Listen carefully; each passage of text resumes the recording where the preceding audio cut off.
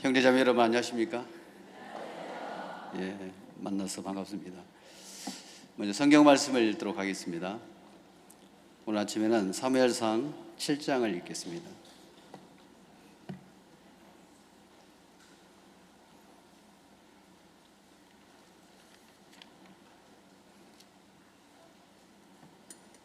구약 성경 417페이지에 있습니다.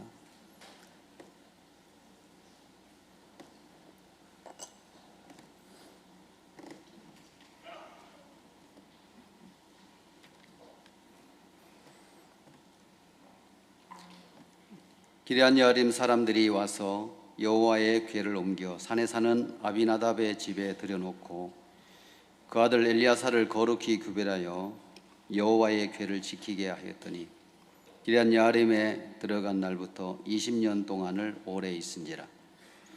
이스라엘 온 족속이 여호와를 사모하니라.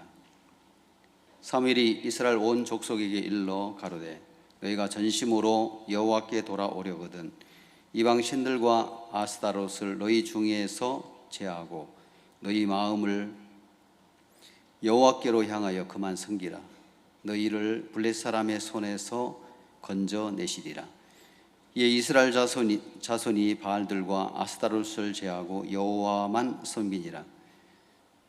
사무엘이 가로되 온 이스라엘은 미스바로 모이라. 내가 너희를 위하여 기도하러 여호와께 기도하리라 하매 그들이 미스바에 모여 물을 길어 여호와 앞에 붓고 그날에 금식하고 거기서 가로되 우리가 여호와께 범죄하였나이다 하니라. 사무엘이 미스바에서 이스라엘 자손을 다스리니라. 이스라엘 자손이 미스바에 모였다 함을 블레셋 사람이 듣고 그 방백들이 이스라엘 치러 올라온지라. 이스라엘 자손이 듣고 블레셋 사람을 두려워하여 사무엘에게 이르되 당신은 우리를 위하여 우리 하나님 여호와께 쉬지 말고 부르짖어 우리를 블레셋 사람의 손에서 구원하시게 하소서.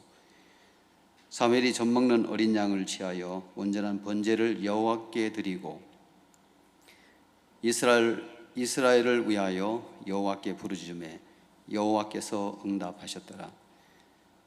사무엘이 번제를 드릴 때에 블레셋 사람이 이스라엘과 싸우려고 가까이 오매 그날에 여호와께서 블레셋 사람에게 큰 우레를 발하여 그들을 어지럽게 하시니 그들이 이스라엘 앞에 패한지라.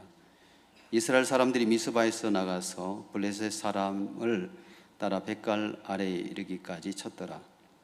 사무엘이 돌을 취하여 미스바와 센 사이에 세워 가로되 여호와께서 여기까지 우리를 도우셨다 하고 그 이름을 에베네셀이라 하니라. 이에 블레셋 사람이 굴복하여 다시는 이스라엘 경내에 들어오지 못하였으며 여호와의 손이 사무엘에 사는 날 동안에 블레셋 사람을 막으시매 블레셋 사람이 이스라엘에게서 빼앗았던 성읍이 에그론부터 가드까지 이스라엘에게 회복되니 이스라엘이 온 사방 지경에 블레셋 사람의 손에서 도로 찾았고 또 이스라엘과 아모리 사람 사이에 평화가 있었더라.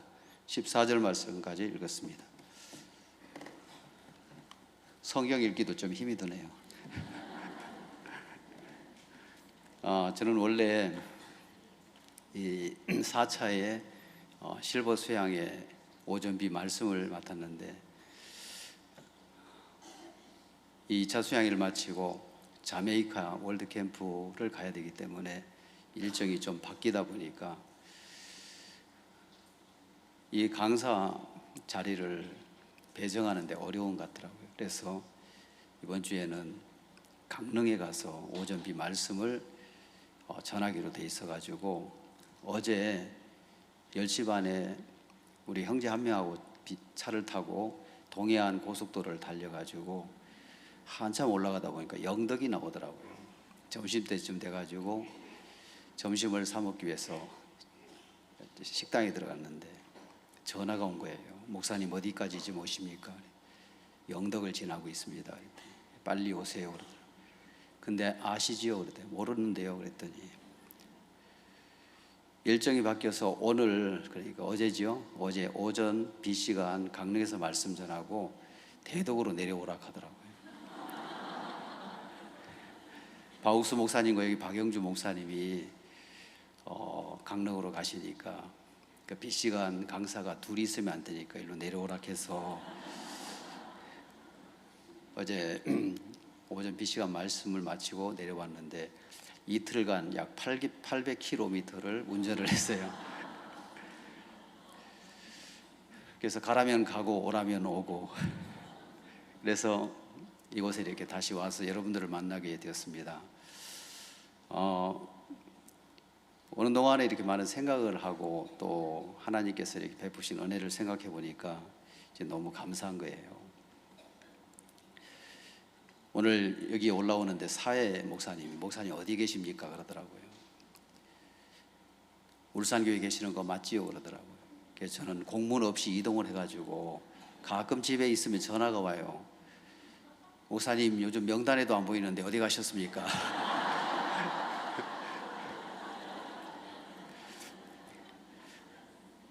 어디 세상으로 나갔습니까? 아니면 어디 계시는 겁니까? 다 물어봐요. 그래가지고 한번 부탁을 했어요. 정식으로 사역자 이동이 있을 때 이동 공문을 좀 띄워줬으면 좋겠다고 하니까 막 웃으시더라고요.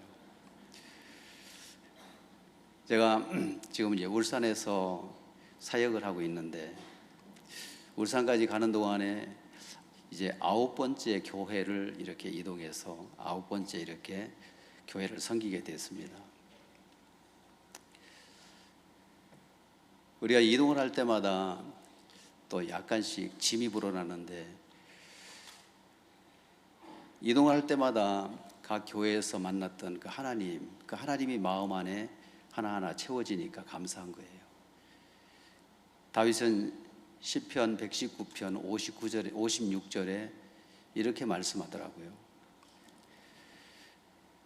내 소유는 이것이니 내가 주의 법도를 지킨 것이다. 그에게 많은 소유가 있었는데 그가 얻은 하나님으로부터 얻은 소유는 하나님의 법도를 지켜서 마음에 하나님을 경험한 것으로 마음에 가득 채워주셨더라고요. 33년간 사역을 하면서 9개 교회를 다니면서 하나님께서 많은 어려움도 주시고 또 문제도 주셨고 또 여러 가지 마음에 많은 어려운 일들 앞에서 끙끙대기도 하고 힘들었을 때도 있었는데 지내놓고 보니까 하나님이 우리에게 주신 어려움은 그냥 어려움으로 끝나지 않고 뭘 남기고 가시더라고요. 하나님의 흔적을 남기고 가시더라고요. 이 다윗이 생각을 따라가다가 후일에는 사울의 손에 망하리니 그 마음에 생각하기를 후일에는 사울의 손에 망하리니 블레 사람에게로 들어가는 것이 상책이로다. 그 생각을 따라서 간 결과가 결국에는 다윗이 블레셋을 도우려고 나갔다가 빈 시글락을 아말렉이 쳐들어와서 잿더미를 만들어 놓고 갔더라고요. 그래서 다 불타고 아내와 자식들을 다 사로잡아 갔는데 그곳에서 형편 앞에서 울 기력이 없고 그렇게 통곡하고 괴로워하고 또 그를 따르는 600명의 군인들조차도 그를 죽이려고 하고 그에게 원망하고 돌을 던지려고 하는데 다윗은 그 잿더미 속에서 하나님을 발견하더라고요. 하나님의 흔적을 보는 거예요. 그냥 형편 앞에서 울기만 하다가 그 형편 앞에서 무엇을 발견하냐면 하나님 그래도 감사합니다. 시글락은 불탔지만 그래도 하나님께서 아내와 자식들의 생명은 지키고 있네요. 죽은 시체가 없고 타다 남은 시체가 없는 것을 보면서 거기서 하나님을 감각하게 됩니다. 하나님을 마음으로 만나면서 하나님 앞에 나아가게 되지요. 아비아달에게 에봇을 가져오라 해서 에봇을 입고 하나님 앞에 나아가서 하나님께 묻습니다. 하나님, 우리가 쫓아가면 정령 미치고 도로 찾을 수가 있겠습니까? 하나님이 말씀하시더라. 쫓아가라. 정령 미치고 도로 찾게 될 것이다. 잃었던 모든 것을 찾기 전에 그 마음이 하나님께로 돌아가더라고요. 하나님께로 마음이 옮겨지고 하나님을 바라보는 순간에 하나님께서 모든 방법과 길을 열어가지고 어디로 갔는지 어느 방향으로 갔는지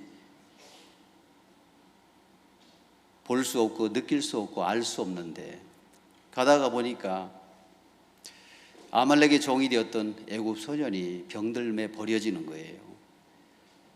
그를 데려다가 물을 먹이고 포도주를 먹이고 무화과를 먹여가지고 기력을 회복하게 하더라고요. 여기서 느껴지는 것은 뭐냐면 이 아말렉은 에서의 후예지요. 이 에서의 족속들은 힘 있는 자를 불러가지고 써먹다가 힘이 없으면 버리더라고요. 근데 다윗은 병들고 힘없고 버려진 아말렉에 속한 애굽 소년을 수습해가지고 고쳐가지고 사용하더라고요. 힘이 있을 때는 다윗을 대적하는 편에 서더만 힘이 빠지고 모든 것이 다 버려지고 나니까 다윗을 돕는 자가 되더라고요. 하나님은 다윗에게 아말렉 소년을 만나게 해서 아말렉 소년을 고쳐주고 그에게 물어봅니다. 어디로 갔는지 길을 안내하라 하니까 그가 길을 인도해가지고 아말렉 사람들이 가족들을 데리고 재물을 다 빼앗아서 간 그 곳을 안내하는 사람이 되더라고요. 가서 보니까 이 승리한 것에 대취해서 술을 먹고 막 노는데 그들이 아말렉의 종이 되었던 애굽 소년 그의 인도를 따라서 아침 새벽부터 다음 날 해질 때까지 꼬박 36시간의 전쟁, 쉬지 않고 전쟁을 해서 이 전쟁에서 모든 빼앗겼던 것을 도로 찾게 됩니다. 여러분, 다윗은 잃어버린 것을 찾기 전에 누구를 찾았습니까? 하나님을 감각하게 되고 하나님에게로 마음이 옮겨지니까 잃었던 모든 것을 찾게 되는 거예요. 우리는 신앙에서 어떤 형편을 회복하고 가난에서 벗어나서 부자가 되고 싶고 형편을 바꾸려고 하는데 우리 삶 속에 실제로는 우리 마음을 하나님께로 옮기는 것입니다. 그래서 신앙은 우리 마음을 하나님께로 돌아가게 되는 거예요. 이것을 회개라고 이야기합니다. 작년인가 세계대회를 마치고 나서 날짜는 연도는 잘 모르겠어요. 1년이 막 몇 년처럼 지나가니까 수양회를 마쳤는데 한 선교사님이 한국에 이렇게 움직임이 포착이 되는 거예요. 왜 다시 한국에 돌아왔나? 근데 전에 앓고 있었던 지병 때문에 공황 장애가 다시 와가지고선 두려움 속에 마음이 빠져가지고 한국에 와서 바욱수 목사님과 선교 학생들이 이 남부 지방을 투어하실 때 진주에 와서 그런 간증을 하더라고요. 처음 들어오니까 목사님이 이 사역자들 향해서 뭐라고 했냐면, 내가 하나님께로 돌아오고 나에게로 돌아오라고 선교를 보냈는데 선교만 열심히 하더라. 우리에게 일을 맡기시고 또 사역을 맡기고 또 직분을 맡기신 이유가 있다면 누구에게로?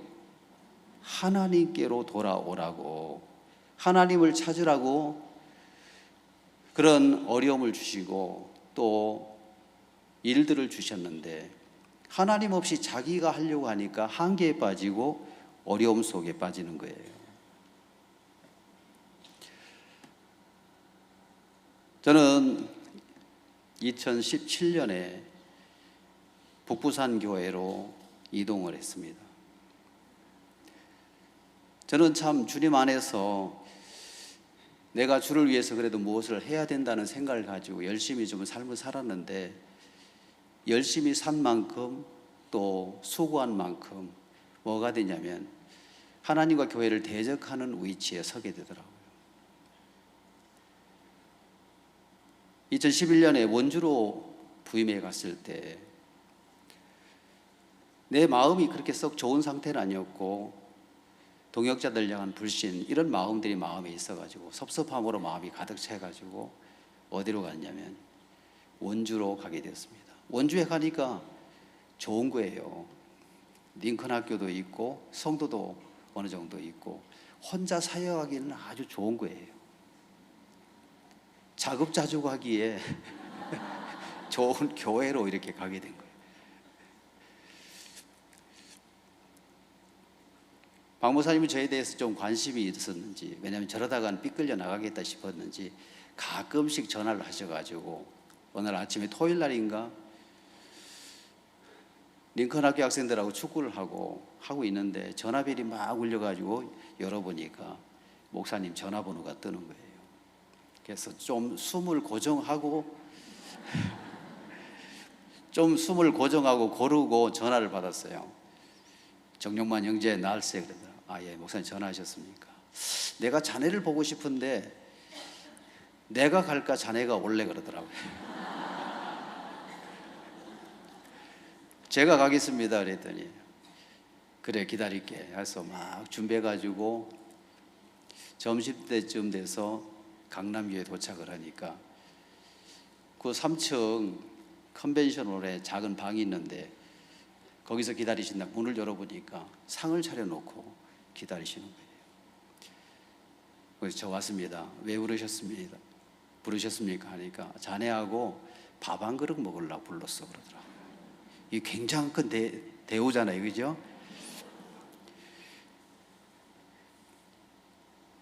어디냐면 청소년부 장관님들이 와도 짜장면으로 통일하시는데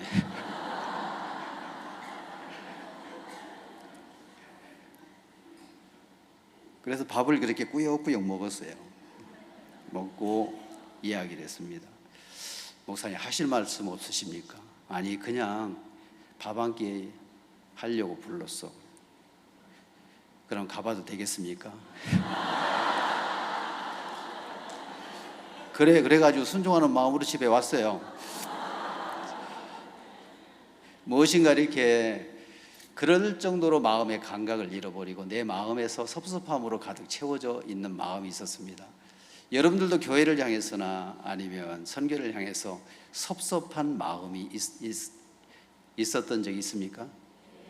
예. 거지들을 대할 때 섭섭하다고 생각하지는 않을 겁니다.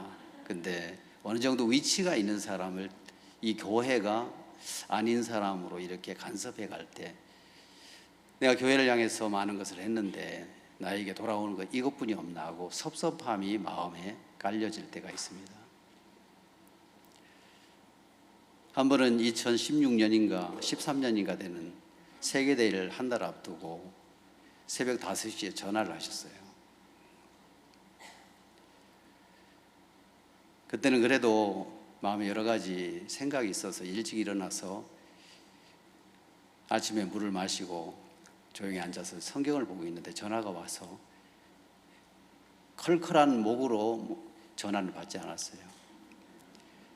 정용만 형제 날새 왜 전화하셨습니까?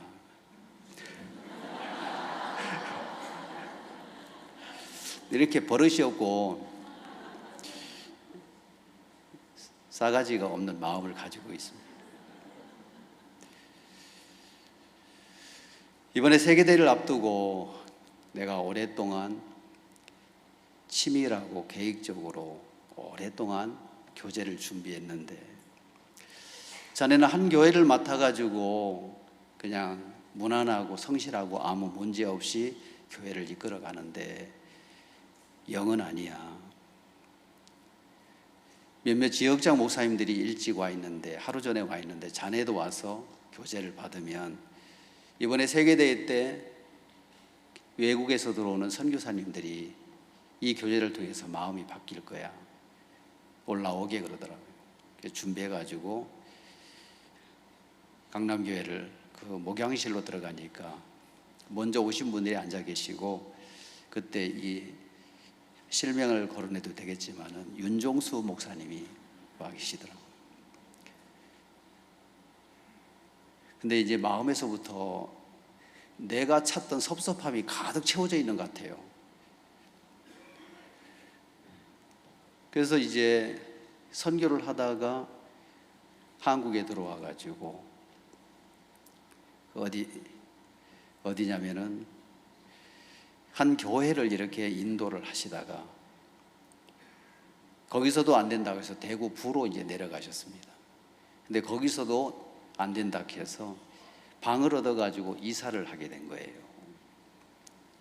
20만 원짜리 월세방으로 가는데 비가 오는 날 비가 막 쫙 쏟아지는데 이 짐을 나르는데 그 유리가 깨져가지고 유리가 아들 엉덩이에 박혀가지고 피가 질질 흐르고, 그래서 그걸 막으려고 판때기로 막으려고 올라갔다가 스레트 지붕이 무너져가지고 쫙 무너져가지고 얼굴에 다 뒤집었었는데 그 느낌에 눈을 안 떴으면 좋겠고 안 일어났으면 좋겠더래요.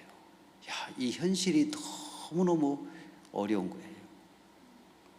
그럴 정도 되면은 마음에서부터 선한 마음이 올라오겠습니까? 악이 올라오겠습니까? 그래도 선한 마음이 올라오면 공자예요. 그래서 이제 악한 마음이 다 일어났는데 이제 부르신 거예요. 강남에 이제 불러가지고 목사님 앞에 딱 서니까 닭도 쫓기면 개를 향해서 나를 세우고 찍으려고 하지요. 그래서 이야기를 하는 거예요. 목사님, 저는 20대에 구원을 받고 아프리카에 가서 또 남아공에 가서 이집트에 가서 그러고 이렇게 17년간 젊음을 다 드리고 선교를 했습니다. 근데 한 회사를 17년간 다니면은 그래도 퇴직금이라도 주는데 우리 선교회는 이게 뭡니까? 그러더라고요. 목사님은 그 목사님 앞에 이야기를 하더라고요. 자네는 퇴직금을 받아야 되는 것이 아니고 17년 동안 공짜 밥을 먹었기 때문에 밥값 내놓고 가야 돼, 그러더라고요.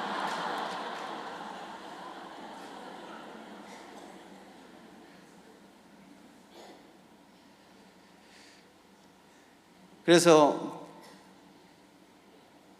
오랫동안 17년간 자기로 세워놓고 살아가는 삶이 결국에는 교회를 향해서나 선교회를 향해서나 종을 향해서나 마음을 뭐냐면 대적하는 마음으로 마음이 가는 거예요. 저도 마찬가지입니다. 선교회 안에서 32년 사역을 하는 동안에 그냥 마음으로 몸으로 이 교회를 따르고 살아왔어요. 그리고 없는 형편에서도 예배당을 3개나 지었습니다. 강북교회, 서부산교회, 문막의 교회를. 그 어려움 속에서 내가 교회를 위해서 뭔가를 해야 된다는 마음이 있고, 어떤 마음이 누구든지 이렇게 돕지 않는 마음 때문에 섭섭한 마음이 내 마음을 차지하는 동안에 하나님 빠져버렸더라고요. 그러면서 박욱수 목사님과 교제해서 내가 교회를 위한 사람이 아니고 망친 사람이구나. 자네는 좋은 케냐를 망쳤어. 그리고 남아공을 망쳤고 이집트는 교회가 없어졌고 안중교회는 더 없이 형편없게 만들었어. 자네는 보상을 받아야 될 사람이 아니고 퇴직금을 받아야 될 사람이 아니고 밥값을 내고 가야 돼. 거기서 뭘 하나 마음에서 발견했냐면 나는 교회를 위한 사람이 아니고 내 생각이 이 교회를 망쳤구나. 케냐를 망쳤고 남아공을 망쳤고 또 이집트는 교회를 송두리째 없애버렸고 그리고 안중교회를 망하게 했고 그 마음에 비춰진 거예요. 나는 아닌 사람이었구나. 나는 교회를 망친 사람이구나. 그 사실을 깨닫게 될 때 마음에서 회개가 온 것 같더라고요. 그날 많은 사역자들이 앉아 있는데 오늘부터 우리는 교제를 한다. 교제 위원장은 윤종수 형제. 지역장님들이 다 앉아가지고 자네가 오늘부터 편성해가지고 스케줄을 짜가지고 교제를 시작해. 그때 그 마음 하나가 윤종수 목사님의 마음에 없었던 마음 하나가 일어나더라고요. 마음이 만들어진 거예요. 나는 아무것도 할 수 없는 사람인데 지금까지 나로 살아온 삶이 모든 것을 망쳤다면 하나님이 하라 하시고 종이 하라 하시면 하겠습니다. 그래서 아주 오랫동안 치밀하고 계획적으로 준비한 교제는 인간이 무너지고 거기에 하나님이 세워지고 종이 세워진 그 교제를 우리에게 해주고 싶은 거예요. 우리는 어려운 시간을 지났습니다. 이 교회 속에서 일어나는 역사를 막으려고 많은 사람들이 뭐를 해요? 모함을 하고, 그래서 어떻게 해서든지 우리 선교회를 무너뜨리려고 모함을 해가지고 많은 어려운 시간들이 지나갔습니다. 그렇죠? 예. 성경을 보니까 창세기 26장에 하나님은 이삭에게 내가 가라고 하는 그곳에 머물라고 하더라고요. 그래서 이삭은 하나님이 정해주신 그곳에서 농사를 짓는 동안에 농사에서 소출을 100배나 얻게 된 거예요. 그러니까 블레셋 사람들이 시기해가지고 아브라함 때에 팠던 우물을 흙으로 막아버리더라고요. 그러니까 이삭이 하는 일은 흙으로 우물물을 막은 그곳을 파내는 일을 하고 계속해서 우물을 파는 일을 하더라고요. 사단은 우리 교회 안에서 신령한 말씀, 믿음의 말씀을 전하지 못하도록 이 세상의 생각을 따라가고 있는 악령에 속해져 나아가는 사람들. 자, 우리는 죄하면 살인하고 간음하고 도둑질하는 걸 죄라고 생각하는데 성경에서 죄는 이렇게 이야기를 하고 있더라고요. 잠언 24장 9절에 보면 미련한 자의 생각은 죄요. 따라해보세요. 미련한 자의 생각은 죄요. 자, 미련한 자의 생각은 죄요라고 성경은 이야기합니다. 그러면 누가 미련한 자냐면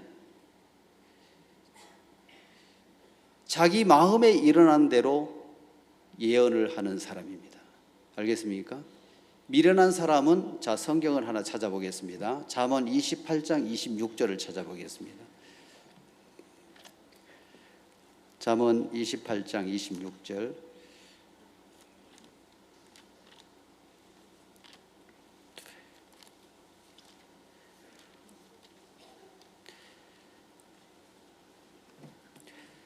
잠언 28장 26절 찾으셨으면 다 같이 읽겠습니다. 시작. 자기 마음을 믿는 자는 미련한 자요 지혜롭게 행하는 자는 구원을 얻을 자니라. 자기 마음을 믿는 자는 뭐라 그랬습니까? 미련한 자요. 자기 마음에서 나오는 생각을 믿는 자는 뭐라 그랬어요? 미련한 자요. 자기 마음을 믿는 자는 제 생각은 죄라고 이야기를 하는 겁니다. 오늘 우리는 이 생각 속에 많은 사람들이 흘러가고 있는데, 그래서 이삭은 블레셋 사람이 막은 물을 퍼내는 우물을 흙으로 막았는데 이 흙을 퍼내는 것을 일을 계속하는 거예요. 우리의 종을 통해 들려지는 이 말씀, 물은 생명을 솟생케 하지요. 그렇죠? 자라게 하고, 우리 마음에 이 말씀은 우리 마음에 힘을 주고 어려움을 이기고 병을 이기고 문제를 이길 수 있는 이 말씀은 우리 마음 안에 큰 힘을 주어야 안 주어요? 말씀은 우리에게 큰 힘을 주지요. 그래서 이 물을 막는다는 것은, 우물을 막는다는 것은 우리의 생명을 죽이는 일을 하는 겁니다. 그래서 막혀진 물은, 우물은 뭐 해야 돼요? 뚫어내야 되는 겁니다. 그래서 흙을 퍼내고 그 물을 계속해 팠을 때 이삭은 수없이 많은 열매를 걷게 되는 거예요. 하나님 오늘 우리에게 이렇게 말씀을 하고 있는 것입니다. 저는 2017년 4월 달에 북부산 교회로 가서 지금 1년 11개월을 북부산에서 사역을 하다가 올해 4월 달에 올해 3월 달에 3월 24일 날 울산으로 이동을 했습니다. 부산에 가서 1년 11개월 있는 동안에 하나님이 내 가정이나 내 삶 속에서 많은 변화를 주셨습니다. 내 마음에도 변화를 주셨고, 저는 내 안에 올라오는 생각과 만나가지고 이러면 되겠지, 이렇게 살면 되겠지 하는 마음으로 가지고 살았는데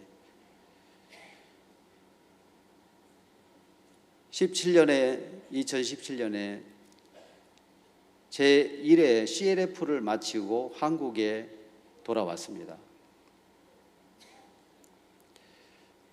1차는 뉴욕에서 하고 2차는 아틀란타에서 하는데, 아틀란타에서 누구냐면 임민철 목사님이 자꾸 나를 이렇게 깔짝깔짝 이렇게 뭐냐면 이렇게 찍는 거예요. 박 목사님이 정 목사님을 볼 때 안타까워하십니다. 나는 그 익히 알았지요. 꼬장을 부리고 그럴 때가 있었습니다. 뼈딱한 사람 중에 한 사람이었습니다. 연륜도 있고 경험도 있고 또 많은 것을 어려움도 만나면서 경험했는데 그렇게 사는 것을 기뻐하지 않습니다. 3번쯤 이야기를 했을 때 가서 내 마음을 이야기를 해야 되겠다 싶어서 아틀란타에 한 집사님이 사는 방에 찾아가서 한 2시간 정도 이야기를 한 것 같습니다. 근데 부산에 큰 어려움이 있었을 때 이동 공문을 받았는데 그분은 대연으로 가셨고 나는 북부산으로 이동을 받은 거예요. 마음에서부터 부담이 되는 거예요. 2000년부터 2006년 2월까지 만 5년간 서부산에서 사역을 했는데 다시 서부산으로 가려고 하니까 좀 마음에 부담도 되고 어렵고 문제도 많고 일도 많은 그곳에 가려고 하니까 마음에 부담이 되는 거예요. 또 특히 병든 아내를 데리고 가려고 하니까 임신성 당뇨가 와서 32년간 당뇨를 앓고 있는 아내를 데리고 가려고 하니까 너무 부담이 되는 거예요. 병원에서 안과에서 이제 소경으로 살 준비를 하십시오. 그리고 내과에서 이제 다시 이 치료받을 수 없고 내가 할 수 있는 방법 다 동원해서 했는데 더 이상 케어가 안 됩니다. 우리 병원에 오지 마십시오. 2 병원에서 치료를 거부를 당했어요. 데리고 가려고 하니까 부담이 되는 거예요. 이 부담은 피해야 됩니까? 넘어야 됩니까? 넘어야 된다는 사실을 알고 있는데 어느 날 성경을 펴서 아침에 성경을 읽는데 역대상 15장 26절 말씀이 내 마음에 이렇게 들어오더라고요. 하나님이 여호와의 언약궤를 맨 레위 사람을 도우셨으므로, 하나님이 레위 사람에게 언약궤를 왜 몸으로 지게 했느냐면 돕기 위해서, 하나님이 여호와의 언약궤를 맨 레위 사람을 도우셨으므로, 하나님이 이걸 지고 가라고 주신 것이 아니고 지면 도와주겠다고 하시는구나. 그 생각을 하나님 바꿔주시더라고요. 바욱서 목사님이 장팔리에서 사역을 하실 때, 궤도를 젓고 주무셨을 때 인간적인 방법으로 집에 알릴 수도 있었는데 하나님을 의지하고 그 추운 밤을 넘기셔서 아침에 세수하러 얼음 시내로 갔을 때 얼음장 밑을 보니까 얼음장 밑에 고기들이 움직이는 거예요.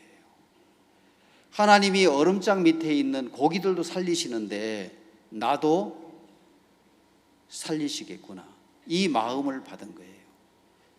신앙은 하나님의 마음을 받아들이는 것입니다. 그렇죠? 그 마음이 들어오니까 그 어려움에서 문제가 벗어날 수가 있었는 거예요. 말씀은 우리 마음을 바꾸는 일을 하고 내 마음을 움직이는 일을 하더라고요. 하나님이 짐을 지우시는 이유는 도우시려고 하시는구나.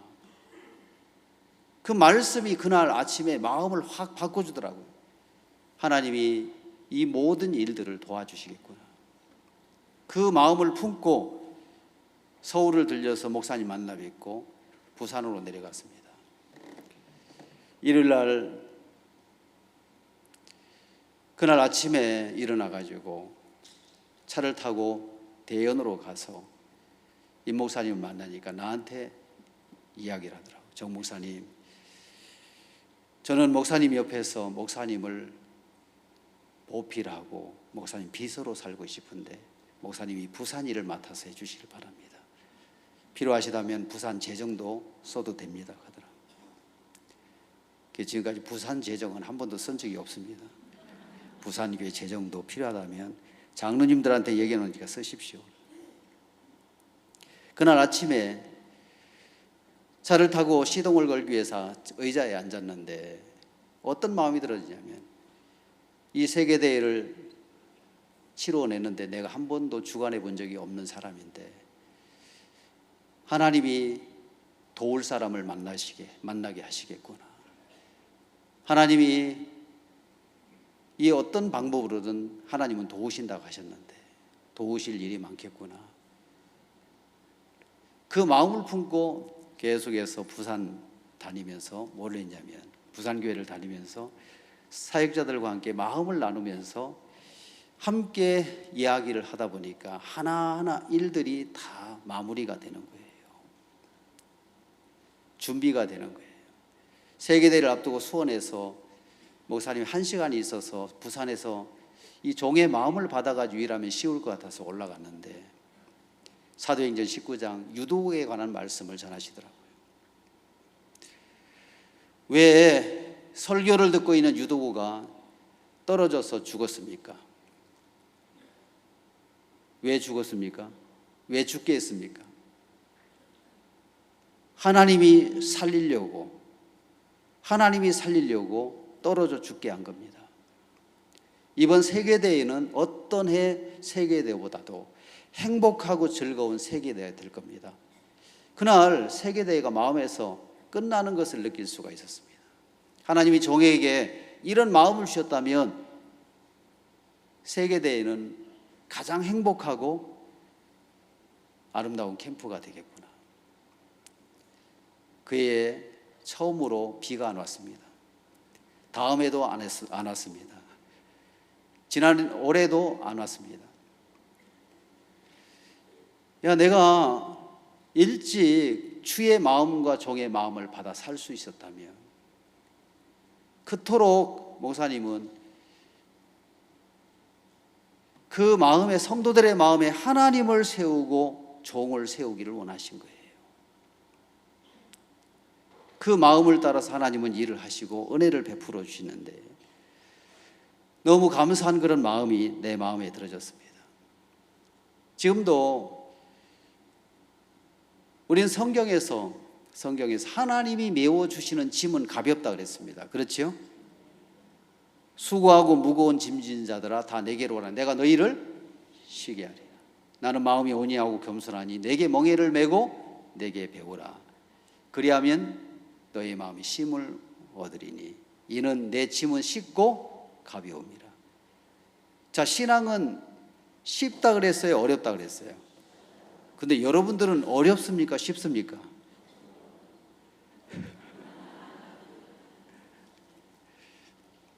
왜냐하면 신앙을 내가 하려고 하기 때문에. 하나님이 하시는 신앙이어야 되는데, 하나님이 우리에게 짐을 지우시는 것은 도우시려고 우리에게 짐을 지우시는 거예요. 작년에는 독일을 다녀왔습니다. 독일 가기 전에 군유스코 동문들하고 또 마나임 바이블 트레이닝 센터 동문들하고 그리고 예비 동문들하고 해서 다 모였는데 한 2천여 명이 모여서 모임을 가졌습니다. 충북 보은에서. 그때 목사님은 강대상에 올라오셔서 이야기를 하시더라고요. 성경도 그날은 피지도 않고 이야기를 하시더라고요. 세종대왕은 창호문을 보고 창호지를 바른 문을 보고, 옛날에는 종이로 문을 발랐지요. 그렇죠? 그래서 이제 겨울로 들어가면은 구멍난 것을 메꾸게 다 뜯어내고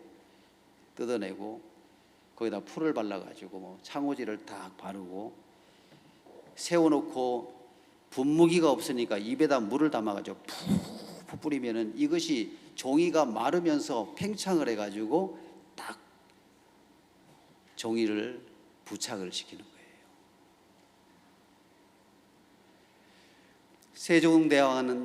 세종대왕은 창호문을 보면서 세상에서 가장 아름다운 글을 만들어냈습니다. 그래서 이 한글은 여자들이 배울 수 있는 글이라고 해서 그때 당시에 선비들이나 아니면 양반들이 이 한글을 선포하는 것을 방해한 겁니다. 선포하지 못하도록. 외국에 가니까 어떤 외국인이 나한테 이야기하더라고요. 통역을 통해 들었는데,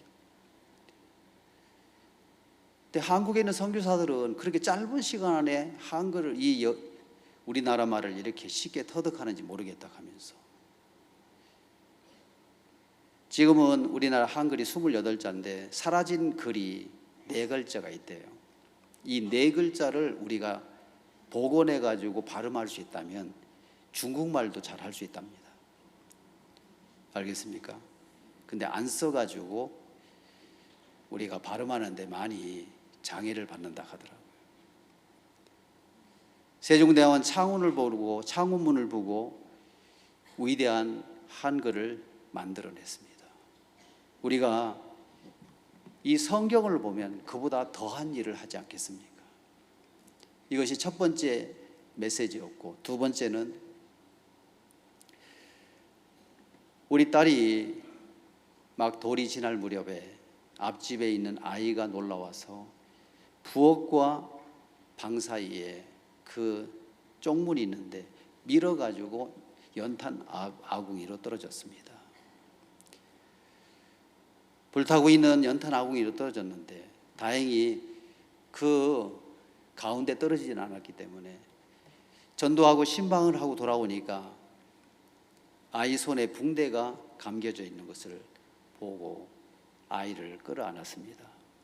그래서 하나님 앞에 고백을 했습니다. 하나님, 나는 내 사랑하는 딸이 연탄 아궁이에 떨어졌을 때 아무 도움도 주지 못했습니다. 하나님, 나는 오늘부터 아버지를 사표내겠습니다. 하나님이 내 아이의 아버지가 되어주시기를 바랍니다.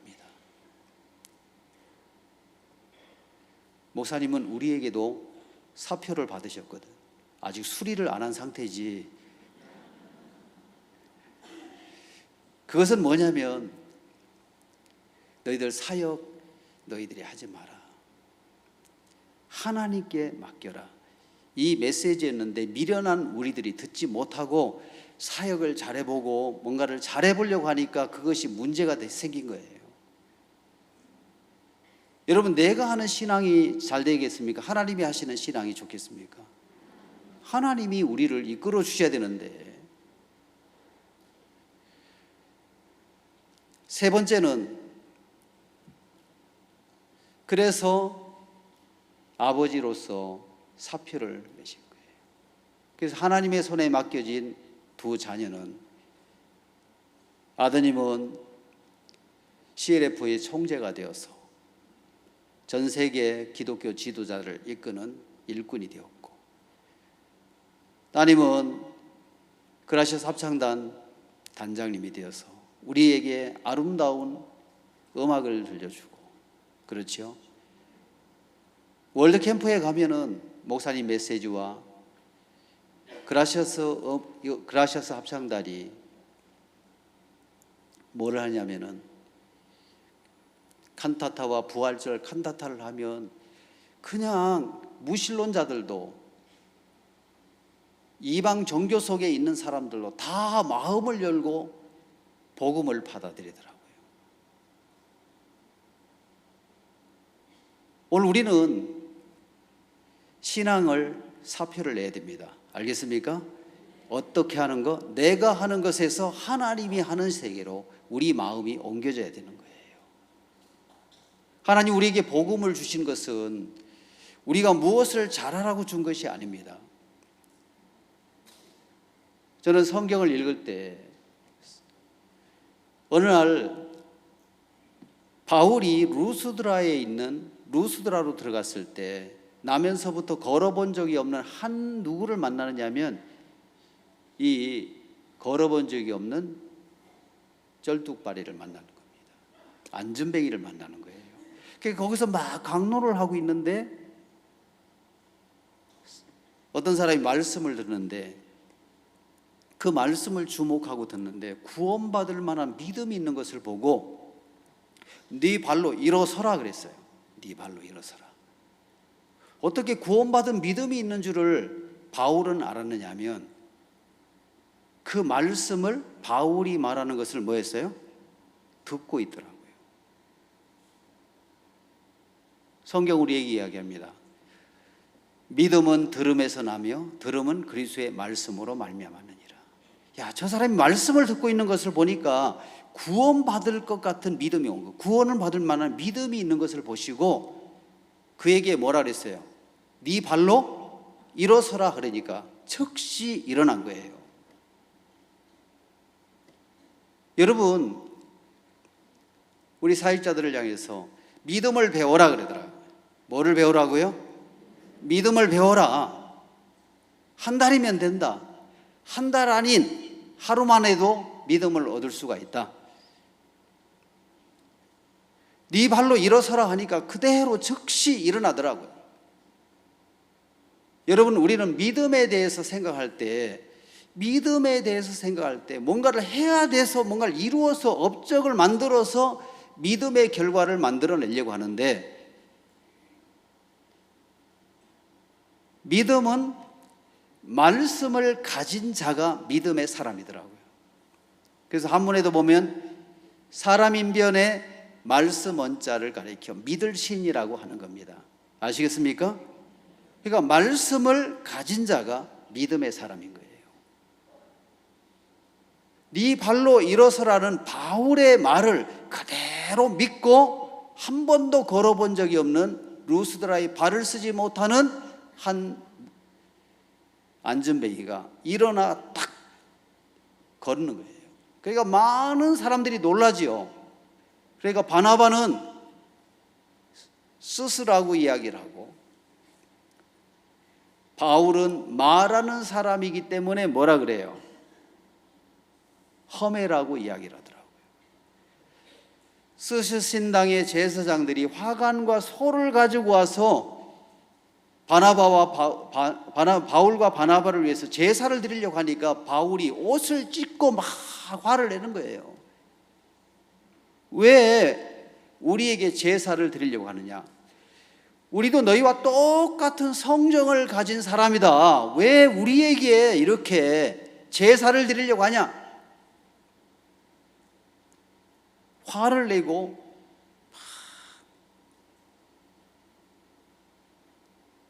책망을 하더라고요. 그러면서 뭐냐면 우리가 너희에게 복음을 전하는 것은 그러더라고요. 여기 성경은 한번 더 찾아보겠습니다. 사도행전 14장입니다. 사도행전 14장. 사도행전 14장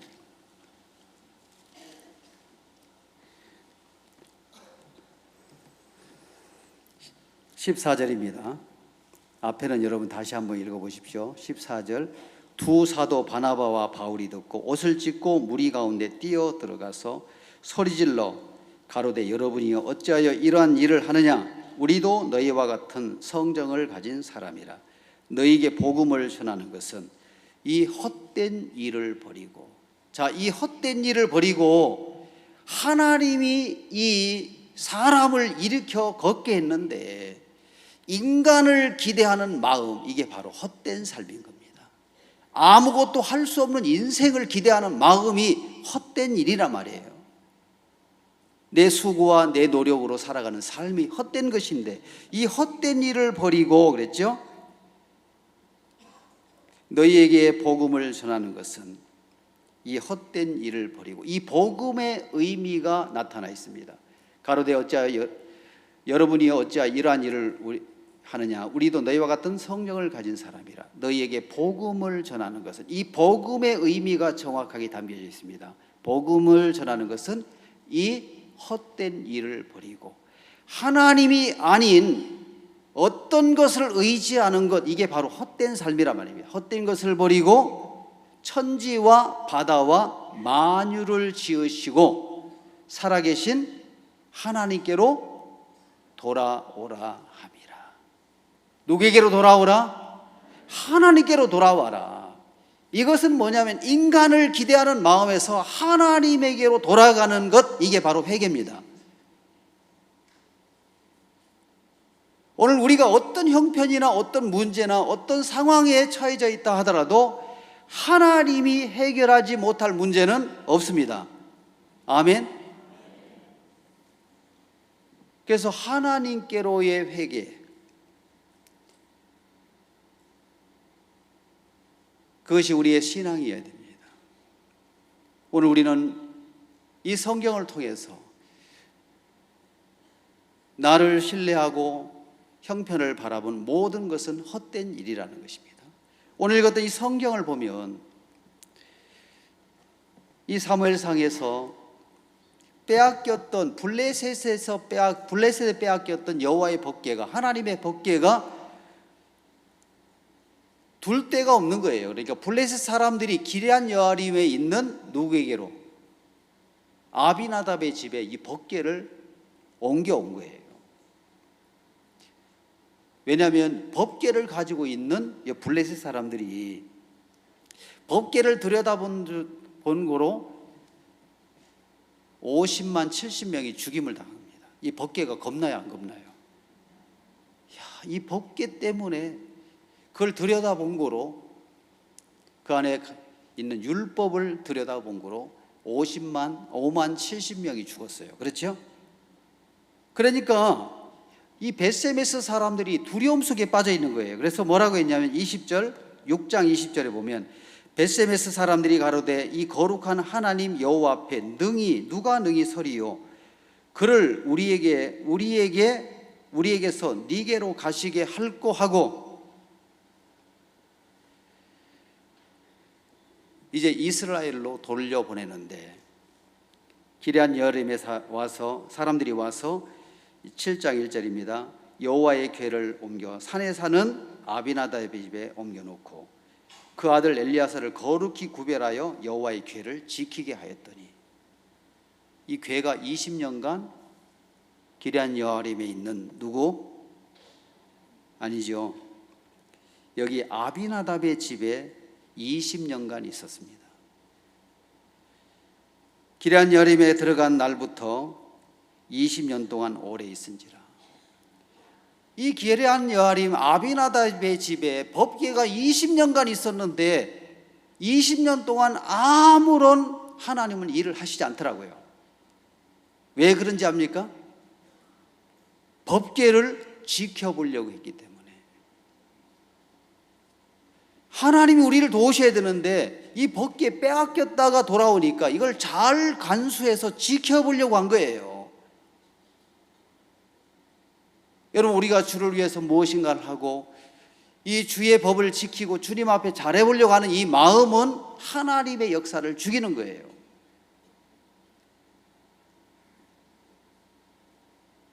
(20년) 동안 아무 일도 하나님은 하시지 않더라고요.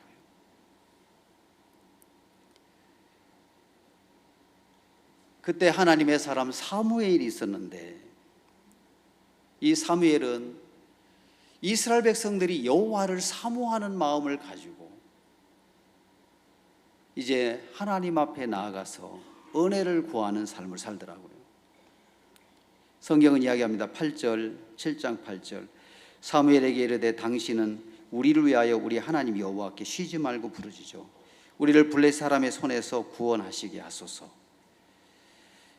9절. 사무엘이 젖먹는 어린 양을 취하여 온전한 번제를 여호와께 드리고 이스라엘 위하여 여호와께 부르짖으며 여호와께서 응답하셨더라. 자, 사무엘은 하나님을 어떻게 섬기냐면 젖먹는 어린 양을 취하고 온전한 번제를 여호와께 드리고 이스라엘 위하여 여호와께 부르짖으며 여호와께서 응답하셨더라. 사무엘은 번제를 드리는 신앙을 하더라고요. 번제는 제물의 껍데기를 벗기고, 알겠습니까? 껍데기를 벗기고 이 껍데기는 제사장의 소유가 됩니다. 나머지는 각을 떠가지고 불태워 드리는 제사. 거기에다 빼야 될 것이 있어요. 내장을 빼고 나머지를 다 불태워 드리는 제사를 번제라고 이야기합니다. 그러면 제물의 형태는 나타나요, 안 나타나요? 안 나타나지요. 온전한 하나님 앞에 부인, 나는 아무것도 할 수 없습니다. 나는 이 형편 앞에, 이 문제 앞에, 이 일 앞에 내가 할 수 있는 일이 아무것도 없습니다. 자기를 부인하는 마음이 번제인 겁니다. 알겠습니까? 알겠습니까? 우리가 하나님 앞에 화목하고 하나님 앞에 나아갈 수 있는 길은 나의 행위와 수고가 아닌 나를 위해서 돌아가신 예수님으로 말미암은 삶이 온전한 번제를 드리는 신앙인 거예요. 10절. 사무엘이 번제를 드릴 때에 블레셋 사람이 이스라엘과 싸우려고 가까이 오매 그날에 여호와께서 블레셋 사람에게 큰 우레를 발하여 그들을 어지럽게 하시니 그들이 이스라엘 앞에 패한지라. 그들이 번제를 드릴 때에 블레셋 사람들이 이스라엘과 싸우려고 가까이 오매 그날에 하나님이 큰 우레를 발해가지고 그들을 어지럽게 하시니 그들이 이스라엘 앞에 뭐예요? 패한 거예요. 여러분, 오늘 우리 마음이 하나님을 향하여 온전하게 나아갈 때 하나님은 모든 부분들을 도우시고 은혜를 베풀어 주신다는 것입니다.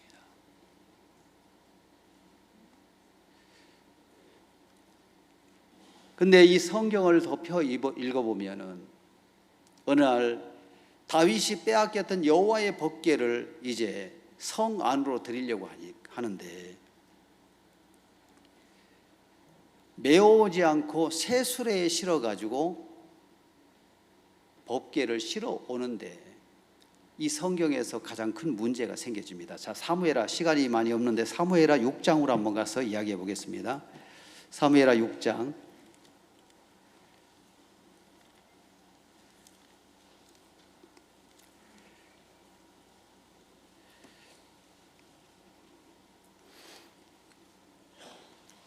1절입니다. 다윗이 이스라엘에게 뺀 무리 3만을 다시 모으고 일어나서 그 함께 있는 모든 사람으로 더불어 바알레 유다로 가서 거기서 하나님의 궤를 메워 오려 하니 그 궤는 그룹들 사이에 좌정하신 만군의 여호와의 이름으로 이름하는 것이라.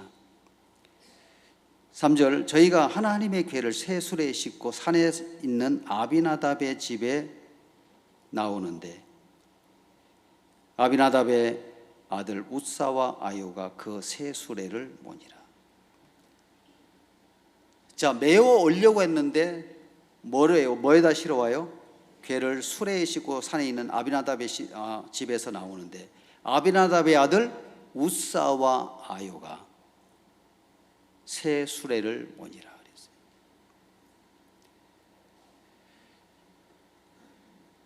근데 이 새 수레에 벗개를 싣고 나오는데 궤를 메고 나오는 것이 아니고 싣고 나오는데 나곤의 타작마당에 이르러서 소들이 띠므로 벗개가 휘청하고 넘어질 것 같으니까 웃사가 그랬죠? 웃사가 손을 들어 하나님의 궤를 붙들었더니, 따라서 붙들었더니 그 아들들은 아버지 아비나답에서 뭘 배웠냐면 여호와의 궤를 지키고 보호하는 그런 신앙을 배운 거예요. 그러니까 소가 확 뛰니까 소들이 띠므로 궤가 넘어질 것 같으니까 궤를 뭐 했어요? 붙들어 버렸어요. 그러니까 여호와께서 뭘 했어요? 궤를 붙들었더니 하나님이 웃사의 잘못함을 인하여 진노하사 저를 그곳에서 치시니 그가 궤 곁에서 뭐 한다 그랬어요? 하나님의 궤 곁에서 죽으니라. 이 웃사와 아요, 아비나답의 아들들은 아버지에게서 뭐냐면 하나님을 위하고 하나님의 법궤를 지키려는 신앙을 해온 겁니다. 바로 웃사의 잘못함은 뭐냐면 하나님을 자기가 붙들어 보려고 하는 거예요. 하나님의 궤를 잡아보려고 하니까 이 웃사의 잘못함을 인하여 진노하사 궤 곁에서 죽었어요. 자, 구원받고 일이 잘 안 풀리는 사람들도 있지요. 그렇죠? 야, 나는 왜 하는 것마다 안 돼? 그 삶 속에 자기가 빠져나오지 않아서 그렇습니다. 이 성경을 보니까 이 웃사의 저주는 어디서 왔느냐면 아버지로부터 받은 것이더라고요. 20년 동안 아비나답의 집에서는 하나님이 아무 일도 하지 못한 거예요. 왜요? 하나님을 필요로 하는 자가 없고 하나님의 궤를 또 빼앗길까 봐 지키고 보호하기 때문에 20년간 아무 일도 하지 못했단 말입니다. 이것을 아비나답의 아들 웃사가 배운 거예요. 새수레에다가 벗개를 실어가지고 들어오는데 소들이 띠므로 벗개가 휘청하고 넘어지려고 하니까 웃사가 벗개를 붙들었어요. 하나님이 웃사의 잘못함을 인하여 뭐 했습니까? 진노하사 그곳에서 치시니 저가 거기 하나님의 궤 곁에 죽으니라. 자, 오늘 우리는 하나님 앞에 구원을 받았느냐 안 받았느냐, 법궤가 있느냐 없느냐, 이것이 중요한 것이 아니라 법궤 앞에 있는 사람들의 마음이 어떠하냐.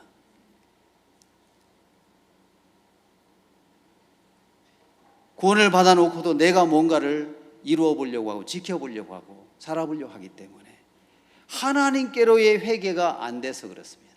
하나님, 나는 이거 아무것도 할 수 없습니다. 하나님이 돕지 않으면 안 됩니다. 그래서 궤 곁에서 이 웃사가 죽음으로 인해서 여호와께서 웃사와 충돌하심으로 다윗이 분하여 그것을 베레스 웃사라고 하고 여호와의 궤를 메어 오기를 뭐 했어요? 싫어했단 말입니다. 다윗이 그날에 여호와를 두려워하여 가로되 여호와의 궤가 어찌 내게로 오리요 하고 10절에 보면 여호와의 법궤를 어디로 데리고 갑니까? 궤를 옮겨 다윗성 자기에게로 메어 가기를 즐겨하지 아니하고 치우쳐 가드 사람 오벳에돔의 집으로 들어가게 한지라. 이 가드 사람 오벳에돔의 집으로 모시고 들어간 거예요. 그렇죠? 자, 이 가드 사람 오벳에돔은 블레셋 사람이란 말입니다. 알겠습니까? 이 블레셋 사람의 집으로 들어갔는데 하나님의 법궤가 오는 그것이 두려움이 되는 거예요. 왜냐하면 법궤를 들여다본 거로 5만 70명이 죽었는데 이 법궤를 그냥 소홀히 할 수가 없는 거예요. 이 법궤 앞에서 은혜와 긍휼을 구하는 마음이 있었는 거예요. 하나님, 우리는 하나님을 섬길 만한 조건이 없습니다. 하나님 은혜와 긍휼을 베풀어 주시지 않으면 안 됩니다. 그 마음으로 말미암아 그 마음으로 석 달 동안 그 마음을 가진 오벳에돔의 집에 석 달 동안 있었는데 하나님은 오벳에돔의 집에 뭐를 내려요? 복을 내리시더라고요. 한 번은 박욱수 목사님이 우리 사역자들에게 하시는 말씀을 들었습니다. 나는 믿음이 있어서 하나님을 배운 것이 아니에요. 하나님 외에 다른 방법이 없었기 때문에 하나님을 배울 수 있었다.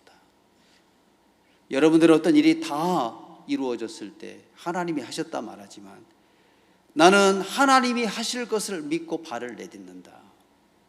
이것이 오늘 우리에게 주시는 우리 마음이 거기에서 뭐냐면 형편에서 자기를 믿는 마음에서 안주하는 마음에서 끌어내고 싶은 거예요. 믿음이 있어서 하나님을 배운 것이 아니고 하나님 외에 다른 길이 없었기 때문에 하나님을 의지했고 여러분들 어떤 일이 다 성취되면 하나님이 하셨다 말하지만 나는 하나님이 일하실 것을 믿고 발을 내딛는다. 보원에서 들었던 세 번째 이야기는 이제 우리도 바다를 걸어가야 될 때가 됐습니다. 오늘 밤 사경에 예수님이 물 위로 오시니까 유령이라고 했어요. 근데 예수님이 물 위로 오시는 거예요. 그러니까 베드로가 만일 주시거든 나를 명하여 이 물 위를 걸어오라 하소서 그랬어요. 이 예수님이 이 베드로에게 오라 하니까 물 위로 걸어가요, 안 걸어가요? 풍랑을 지나 다시 빠져요, 안 빠져요? 폭 빠지니까 예수님이 손을 내밀어 빠진 베드로를 어때요? 배 안으로 이끌어줘요. 자, 오늘 우리는 믿음으로 걷다가 빠져도 하나님이 건져내십니다. 아멘. 그러니까 시도하는 거예요. 하나님이 도와주실 것을 믿고. 그래서 우리는 지금 물 위를 걸어가야 될 때가 되었습니다. 아멘. 울산교회 청년들을 믿음 안에 좀 이끌고 싶어서 하나하나 이렇게 제가 뛰다니면 별로 덕스럽지 않아가지고 형제들이 일을 하는데 많은 일들 하더라고요. 믿음 부딪혀가지고 하다 보니까 청년들이 3천만 원을 돈을 후원을 받은 거예요. 정부로부터 기획재정부로부터 얻어가지고 일을 합니다. 오늘 저녁에 울림이라는 창작 공연단을 만들어가지고 돈을 받고 요즘은 또 울주군에서 마을 공동체 가지고선 돈을 2개가 선정이 되어 가서는 한 팀에는 590만 원을 받고 한 팀에서 300 몇십만 원을 받아가지고 이 돈이 쓸 데가 없단 말이에요. 자, 오늘 우리는 물 위를 걸어야 될 때다. 믿음으로 부딪혀가지고 맨날 뭐한가 탁상에서 만져서 문득이 반상회만 하고 있는 거예요. 그러니까 나가봐라. 나서 부딪히고 하다 보면 하나님이 길을 열어주신다. 저는 안주하고 형편 속에 있었던 사람인데 하나님이 우리에게 짐을 지어주신 것은 도와주시기 위한 것이다. 그래서 발을 내딛고 진행해 나가다 보니까 하나님이 다 길을 열어놓은 거예요. 울산과 부산에서 이제 약 3년이 안 됐죠. 일하는 동안에 하나님은 종을 통해 나를 나라는 생각과 갇혀 있는 마음에서 나오기를 원하고 있는 거예요. 알겠습니까? 그래서 내게서 하나님에게로 좀 나와라.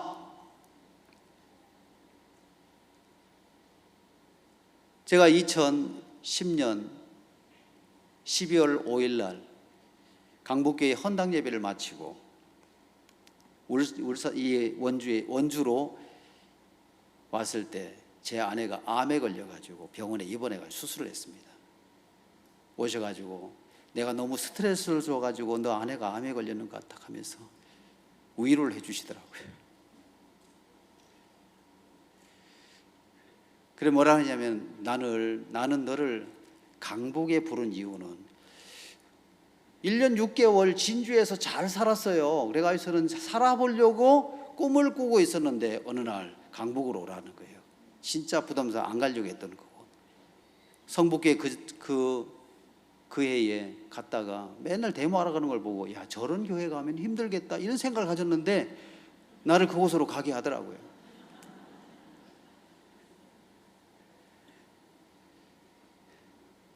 그곳에서 하나님을 만나게 했어요. 그래서 꾸역꾸역 예배당을 다 짓고 나서 갔는데 탁 하시는 말씀이, 나는 내가 필요하고 하나님이 필요해서 내 앞에 나올 줄 알았는데 꿋꿋하게 일만 잘하더라. 이게 마지막 뭐냐면 말씀이었어요. 우리를 일 잘하라고 보낸 것이 아니고 이게 안 돼서 하나님을 찾고 누구 앞에 나오라고 하는 거예요. 종 앞에 나오기를 원했다는 거예요. 우리 마음에 하나님이 세워지고 종이 세워질 때 우리 삶의 모든 문제를 하나님 풀어주시고 복되게 하실 줄을 믿습니다. 시간이 많이 돼서 여기까지 하고 내일 또 이야기하겠습니다. 기도드리겠습니다. 살아계신 하나님 아버지 참 감사합니다. 여호와의 법궤를 지키는 신앙이 있고 법궤 앞에서 하나님 아무것도 할 수 없는 인생이기 때문에 하나님의 은혜와 긍휼을 구하는 오벳 에돔은 이방인이었지만 3개월 동안 있는 동안에 복을 주시는 것을 보았습니다. 법궤가 있느냐 없느냐가 중요한 것이 아니라 법궤 앞에 있는 사람의 마음이 어떤 마음을 가지고 있느냐에 따라서 하나님은 은혜를 베푸시고 또 긍휼을 베풀어 주시기도 하고 하나님은 할 수 없는 한계 속으로 빠뜨려서 주를 찾게 하시는 것을 보게 됩니다.